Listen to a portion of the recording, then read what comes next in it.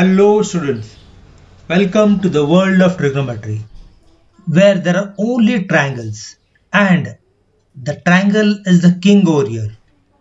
Do you know that this world has its own rules and sine rule is one of them. If you know the rules of this place, then you will surely enjoy being in this place like you enjoy being in your school after knowing certain rules. And believe me, these rules are very simple. I hope you are aware of the different ratios of sine, cosine and tangent, which have its origins from the right angle triangle. However, these can be extended to other triangles as well. Talking of the sine ratio, it is nothing but the ratio of the opposite side to the hypotenuse. And many of you would be wondering, where is the sine rule used? This rule is used not only to find out the distances on the earth, but also to find out the distances between various stars. Before going further, let's look into a puzzle. I love puzzles and I hope you also love them too. Imagine there is a wide river which is very deep and the water is flowing very fast. You have been given a protractor and a meter scale and you are asked to find out the width of the river. How will you do it? Now, there are various ways in trigonometry in which we can find out the width of the river and sine rule is one of them. Let us begin by studying the triangle and its elements. Every one of us are known by certain things such as name, height, weight, so on. In the same way, triangles are known by certain things. They too have their own names. Most importantly, there are six things in a triangle.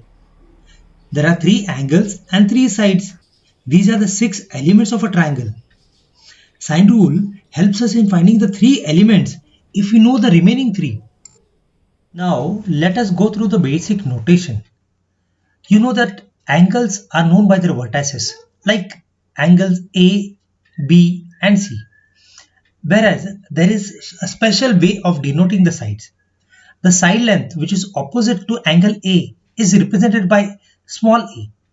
Similarly, the side length which is opposite angle B is represented by small b. Similarly, the side length which is opposite to angle C is represented by small c.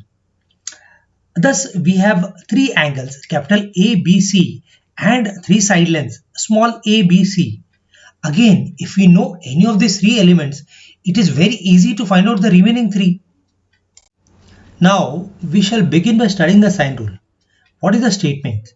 If we divide sine of angle A by the length small a, this is equal to sine of angle B divided by the length small b, which is also equal to sine of C divided by small c. Isn't it interesting? Meaning the sine of all angles are proportional to the opposite sides.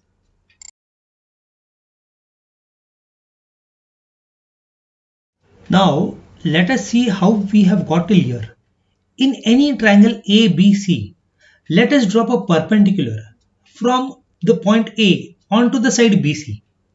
Since this is the height, for the time being, let us denote it by small h.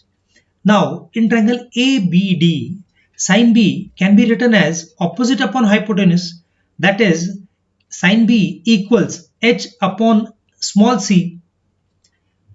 Similarly, for the other triangle ACD, sine C can be written as opposite upon hypotenuse, which is nothing but h upon b.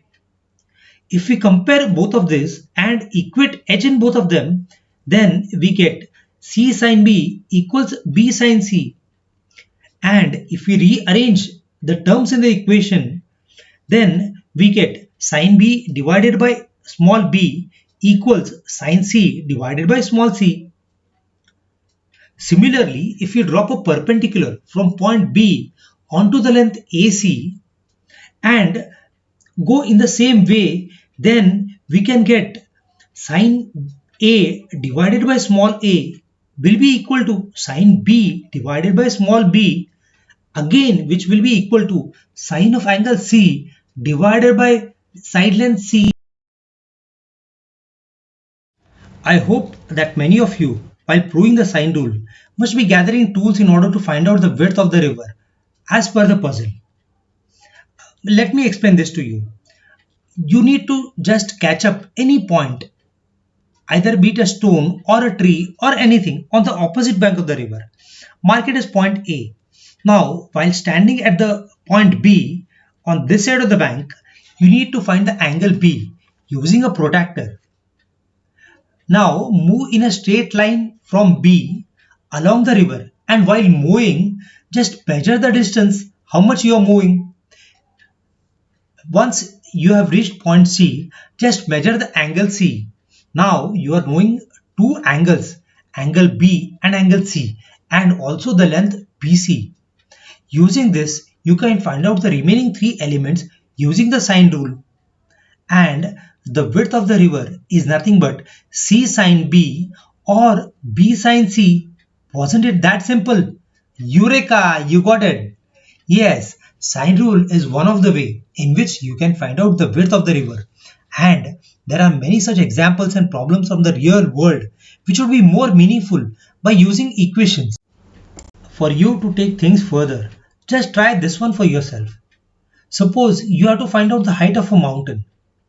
For example, the tallest mountain like Mount Everest. And you are being given a protractor and a scale. How will you do that? Just think over it and try to answer it in the comment section below. I hope you have enjoyed this video by the same amount which went in while making of it. Goodbye, take care and lots of love.